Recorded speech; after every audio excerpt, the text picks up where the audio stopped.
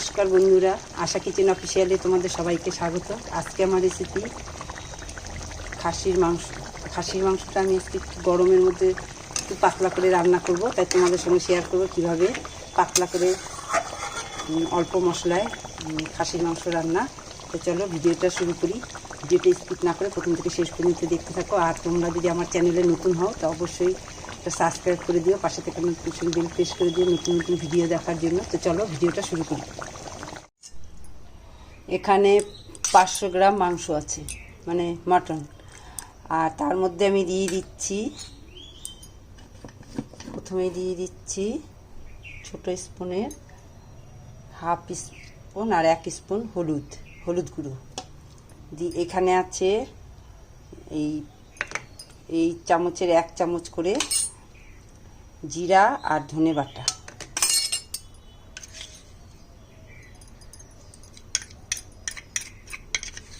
বড় চামচের 1 চামচ জিরা বাটা দিলাম, যেহেতু মাংস কম, হাফ কিলো। আর ধনে বাটাটা দিলাম। তারপরে দিয়ে দিচ্ছি 1 চামচের কম, বড় চামচের হাফ চামচ আদা বাটা। দিয়ে দিচ্ছি রসুন বাটা বড় একটা।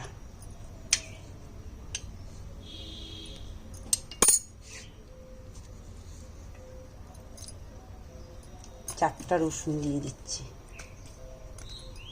স্বাদ মতো নুন দিয়ে দিলাম।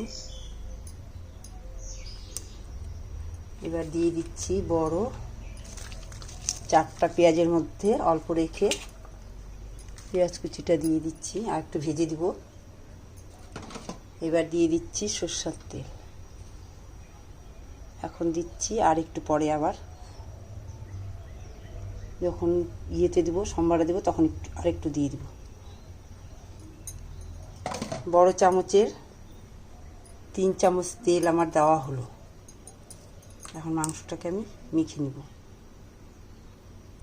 আর দিয়ে দিচ্ছি একটা লেবুর রস। ভালো করে মেখে নিচ্ছি।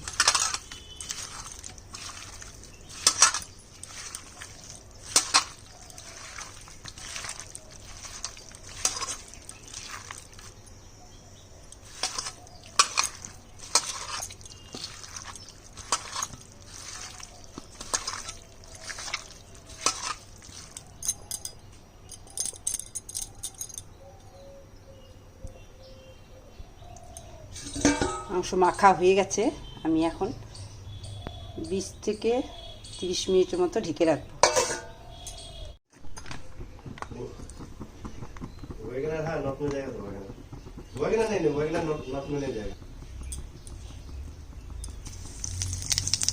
জিরা, তেজপাতা, শুকনো লঙ্কা ফোড়নে দিলাম। এবার পেঁয়াজ কাটা দিয়ে দিচ্ছি।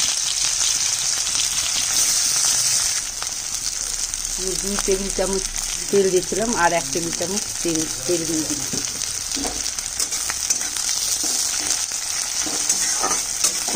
পেঁয়াজটা ব্রাউন কালার করে ভাজবো। আর এখানে শুকনো লঙ্কা আর তেজপাতাটা তুলে রাখলাম, কারণ কি এটা নাড়তে গেলে ভেঙেও যাবে আর গায়ে ছিটেও আসবে।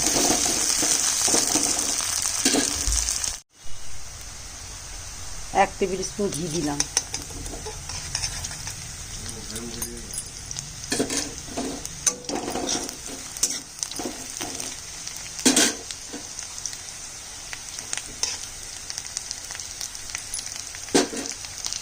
পেঁয়াজটা ভাজা হয়ে গেছে।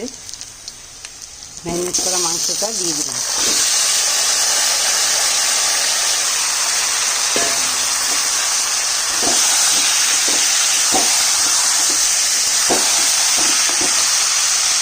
মাংসটা আমি 1 ঘন্টা ম্যারিনেট করে রাখলাম।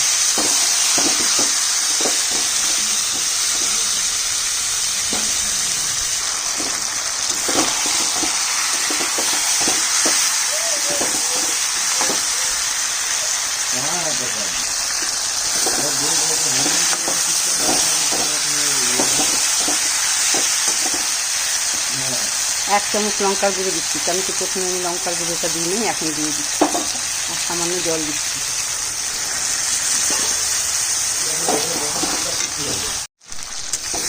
মাংস তো আমি অনেকক্ষণ কষাই, তো অল্প অল্প করে জল দিয়ে অনেকক্ষণ কষাচ্ছি। আমি তো আর অতক্ষণ টাইম দিয়ে দেখাতে পারবো না, ভিডিওটা অনেক বড় হয়ে যাবে।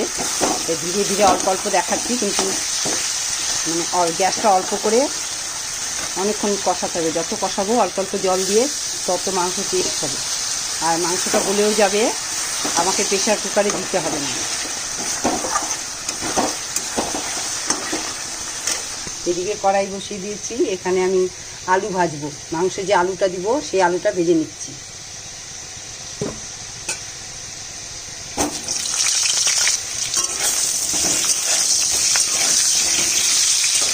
আলু আছে ছোট 4টা, আর এখানে আমি গোটা রসুন আগেই দিয়ে দিচ্ছি। মাংসটা যখন আমি মাখলাম তখন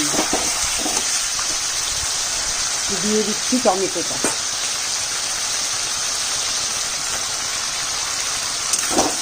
একটা টমেটো বড়,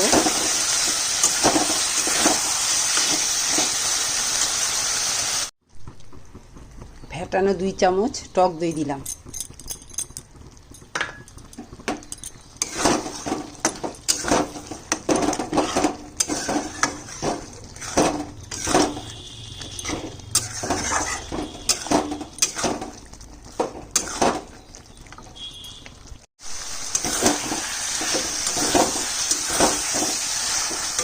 ভাজা আলুটা দিয়ে দিলাম,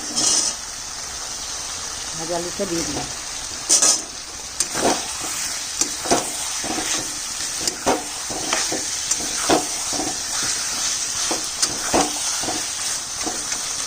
তো কষানো হয়ে গেছে। এখন আমি তুলে রেখেছিলাম এই যে শুকনো লঙ্কা আর তেজপাতা, এই যে তেলটা, এগুলো দিয়ে দিলাম। এখন জল দিয়ে দিলাম।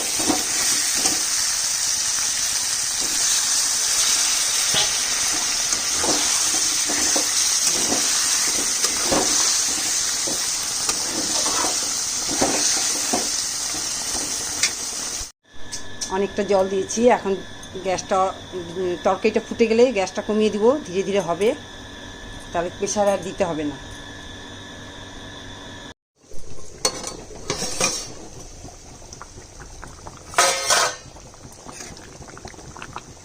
অনেকটা ঝোল কমে গেছে, আমি গ্যাসটা কমিয়ে দিয়েছিলাম।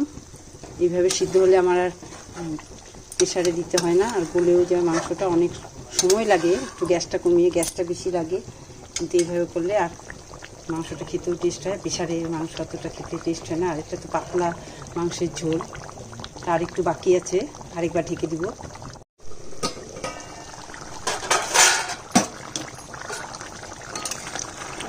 মাংস হয়ে গেছে।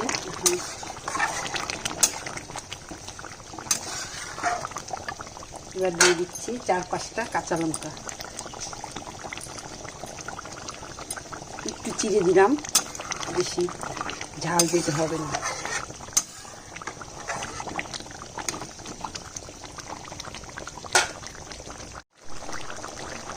মাংস রান্না কমপ্লিট, দিয়ে দিচ্ছি গরম মশলার গুঁড়ো।